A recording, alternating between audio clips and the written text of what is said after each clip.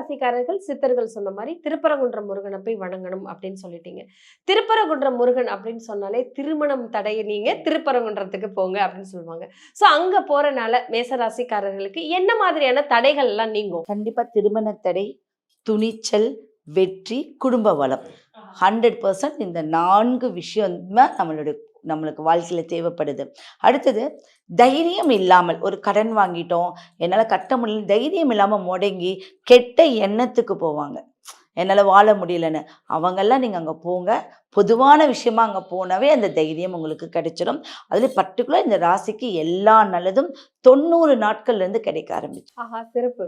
So 90 நாள்ல result கிடைக்கணுமா? 100% கிடைக்கும். மேசராசிக்காரர்கள் திருப்பரங்குன்ற முருகனை போய் வணங்கினா போதும், எல்லா செல்வ பாக்கியமும் கிடைக்கும், கடன் தொல்லை நீங்கும்.